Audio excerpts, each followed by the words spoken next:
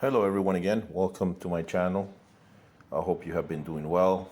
We're going to talk about today about circuit training in football, soccer.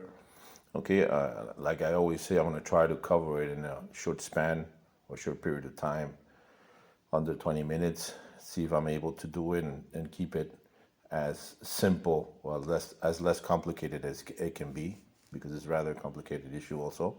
Okay, so within the methodological toolbox that we have as coaches, physical trainers, a very important tool that we are going to talk about is circuit training.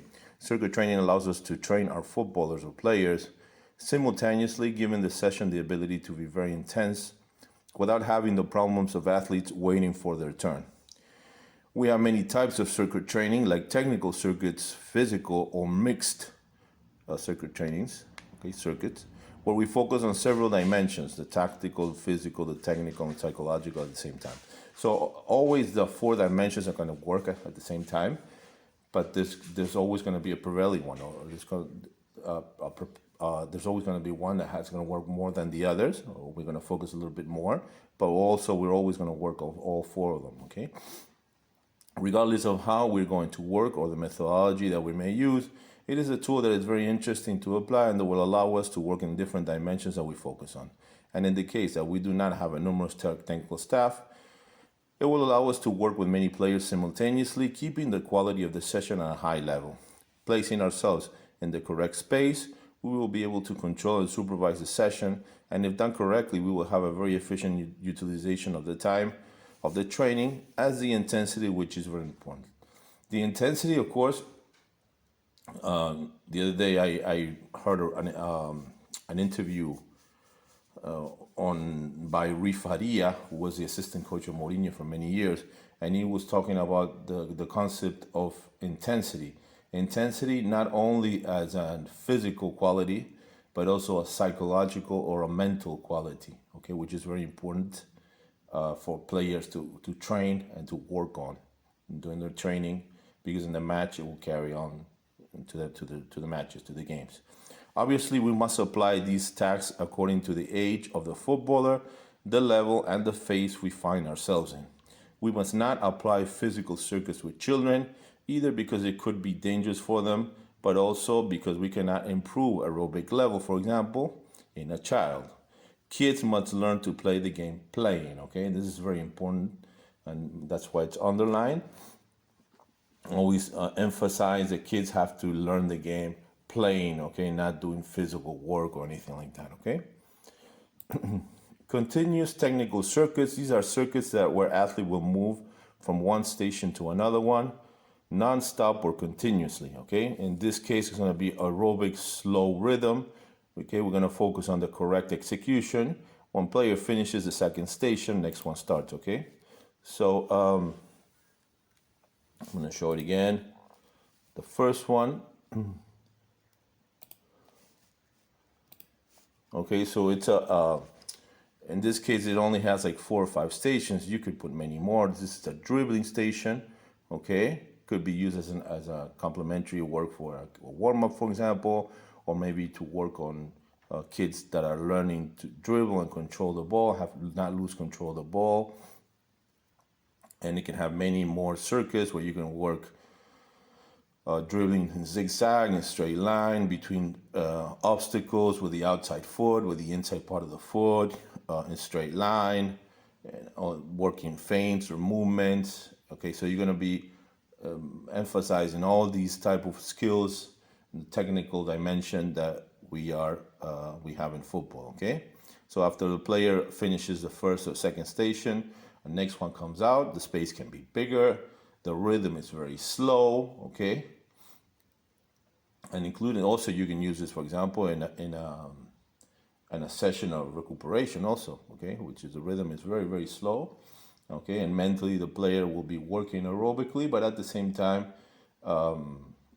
he will be working with the ball. Okay, and also has a very low intensity, not only physical but mental fatigue. Okay, and by adding more obstacles, you can have the whole group moving and working at the same time, and also the space can be longer also as well. I used to use this type of tasks in Spain for recuperation sessions, okay? Part of the recuperation sessions. Okay, intermittent technical circuits, okay? Similar to the one before, but we will change to another station after a period of work and pause, okay? So the difference with this one is that it's not going to be continuous. You're going to work maybe, for example, 3 minutes in each a group in 6 players in each station, and after they finish, they will move to the next one. So the top station will move to the station in the middle, the one in the middle to the one in the bottom, and the one in the bottom to the one on the top, okay? The station on the top is just a 3-team 4v2 rondo. The one in the middle is a 3v3 double box, and the one in the bottom is a 4v2. But if they steal the ball, the two in the middle, they have to attack one of the goals against one of the defenders, okay? So working more in transition, okay? So you can work with all types of variations of tasks and exercises. This is a format that allows you, like I said before, to work with many players at the same time. You can use 1 rep on each, 2 reps on each station. It will take more or less 3-5 minutes with a pause. 15 minutes if you do 1 rep, and you can change to another task, okay? So these are all formats that we have that you can apply just to give you ideas so you don't do the same thing every day, and you can work according to the dynamic of the session that you're going to have in that week, in the microcycle or morphocycle, however you want to call it. Okay, and then we have finishing circuits, okay? So these are circuits where you normally you have actions of finishing, like shooting, passing, control, heading, crossing, okay? And rotation is as you see, okay? So the first line, you have a wall pass and a shot on goal. The player that gave the pass for the wall pass goes to the station in the middle. The one was staying there, that was waiting there, heads the ball to the goal and goes outside. And the one that crosses the ball, after he crosses, he starts again in the other line, okay? So the rotation is that way. You know, you can work 7 or 8 minutes, 10 minutes with these 2 goals and change them to the other side. So you move the goal to the other side, the lines to the other side and backwards, and you repeat it another period of time, however you may use. And you are going to have the advantage that the players are going to be shooting, crossing, control, and passing many times, many repetitions. So if you do this 10 minutes on each repetition, on each set, they're going to be doing a lot of shots, a lot of passes, and it can be very dynamic as well. Okay, neuromuscular circuits are mixed neuromuscular circuits are, because later we're going to see a physical one by Real Sociedad, but this is a mixed one. This one's one that I saw in Inter Milan when Mourinho was there, and it's very simple. You're going to have one group playing a 5v5. Of course, you're going to put the rules and the objectives of the small-sided game, or it could be a rondo as well, however you prefer, however you want. And in the outside, you're going to have another station where they're going to run slowly at a slow recuperation pace. It can be maybe 25 by 5 seconds, or it could be 50 by 10 seconds in 1 minute, however whatever you're looking for physically, on the physical dimension. And when there's a whistle after the 25 seconds or the 50 seconds, the pace is going to increase a little bit, and they're going to have to either do plyometric training through the ladders or coordination, plyometric with the hoops, and also agility through the flags, and so on. So after that period of time, again, recuperation, 5 minutes, for example, the group outside, the group inside, okay, small pause, and we change groups. So group that was outside goes inside, the group that was inside goes outside, and we repeat again, okay? So these are all formats where you're going to be working all of the players at the same time. They're going to be working different types of actions that you're going to have, okay, always specific to the physical dimension, especially the energetic systems that we're going to use in the physical dimension, okay? Okay, here we have a mixed neuromuscular circuit by a fellow countryman of mine, Ruiz Valenzuela, okay, which is I find it very interesting to show us an example, which has a lot of actions explosive actions. Okay, this will be specific strength, and you're going to see heading, you're going to see changes of direction, shooting, passing, etc. Okay, finishing.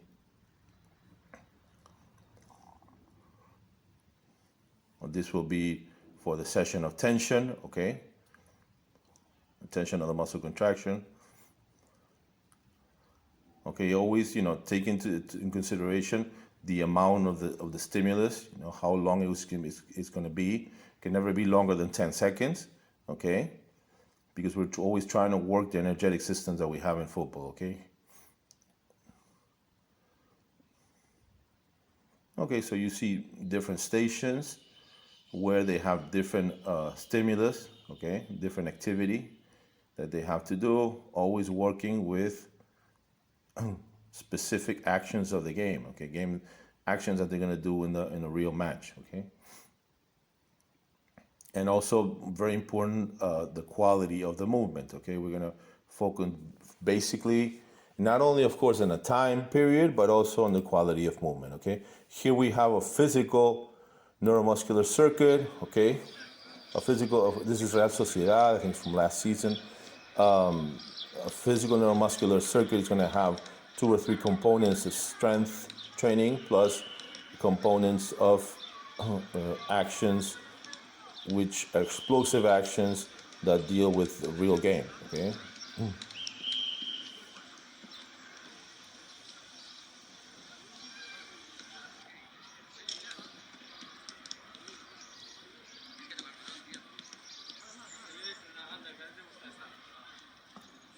Okay, so these are all tools that you can play around with depending on the methodology.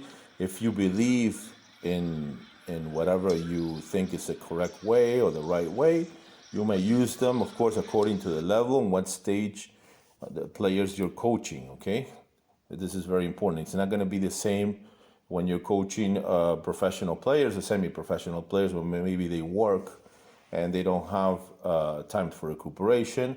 Or if you're coaching kids that are 16, 17 years old, or if you're coaching kids that are 19, 20 and they're playing for first division academy, so that they have potential to be a professional footballer. So every situation is different, so you have to adjust to what you're coaching. Okay, intermittent metabolic circuits, or what is now popularly known as HIIT training circuits. Okay, and actually it's really funny because now you hear a lot of people talk about HIIT training like it's something new, and it's really very old. We've been using it for over 20 years, and we're going to explain the history behind it. So intermittent metabolic circuits are exercises where the technical staff or physical trainer will concentrate mainly on functional areas. It is a complementary task in case the coach or technical staff find it necessary.